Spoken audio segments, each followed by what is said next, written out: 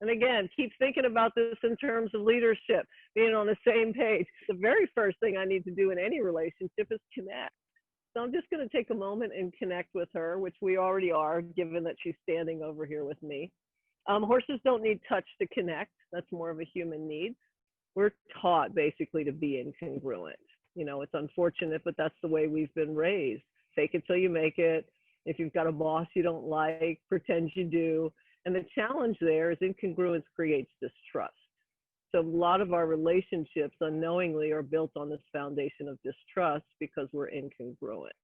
And if we shift over for just a moment to leadership, and if you think about, you know, the leaders that you have known that have been effective and the leaders that maybe you have worked with that you would say have been ineffective, some of it is technique and communication and the way they approach things. A lot of it, 93% of it, is actually energy. And so if you're working with somebody that's incongruent, you're going to be on a heightened state of alert. You're going to be a little bit less trusting. And there's all these components of leadership that the congruence either allows us to be good or not effective. So we have a tendency in our world, you know, based on position or status or even personality to set other people up to be the ones to understand us. And my saying is, it's not the horse's job to speak human. So one of the first things that I need to do is I need to recognize and speak horse. So basically what I'm going to be doing is, that's very close.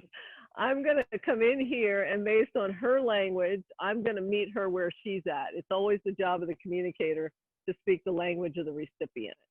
So if I want Athena to walk, I'm going to put my focus and my intent and my energy on her engine, and I'm going to create some communication with my nonverbal, with my body language, which is what I'm doing.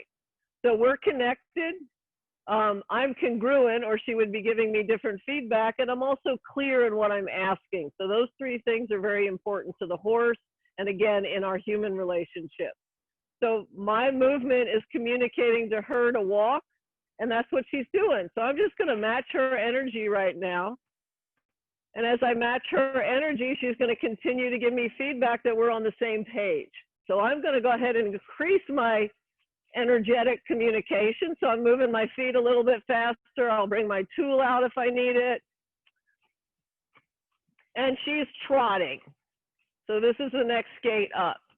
And I want her to come down to a walk now. So I'm just going to take a breath, lower my energy. And she responded immediately by coming down to a walk. One of the things that's really interesting with the horses is they always do exactly what they think we're asking. So if she turns and runs the other direction, it's not bad horse. It's something in my communication that she heard turn and run the other way. And it's up to me as the communicator to adjust that communication. It's not the horse's job to speak human. It's not the employee's job to speak supervisor and so forth. Typically going in with the horse for the first time doing something like this, they're not, right? People go in their thinking brain, which for the horse means we're not connected. If you're in your thinking brain, you're almost invisible to the horse because they're nonverbal. So coming in and getting a reality to my feedback, my communication in a way that I can't get through humans. Humans add perceptions, we add history, we add assessments, we add judgments to that communication. So the feedback's not as clean. So it's very hard for me to make adjustments in my communication if I don't actually know what I need to adjust, because we only get a certain amount of information from our intellect. More of our information comes from our heart and our gut. And so we've kind of taken that out of the picture, doing a lot of the virtual, the Zoom, the webinar things. So it's not about holding it or managing it or stuffing it. It's actually about releasing it. And the release just comes in the form of an acknowledgement. You know, I've had a bad day. I'm really uptight right now. I want 5 minutes for myself before I go spend time with my kids, and take a breath. The acknowledgement creates the balance in the body, or the congruence, such that we can show up differently for people. So taking ownership instead of going, that person made me feel this way. We tend to do that, right? We tend to go outward instead of inward. But to go, you know what? I'm noticing that this person makes me feel this way, but it's my feeling. Number one, that's self-awareness. two is, what do I do with it? Which is the question you're asking. Well, the first thing, the self-awareness will help in general just get congruent. So that'll shift the energy.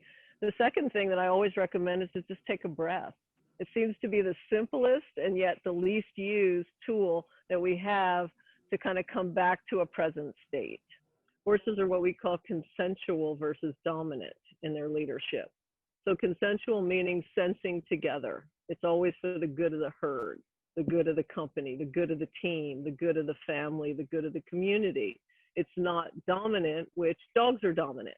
So there's always one dog that's the one that eats first that takes down the rest of the dogs. So they bring a lot to the table. If our world looked a little bit more like the horses in a herd dynamic right now, we'd probably be having a whole lot less stress and a lot more productivity and peace.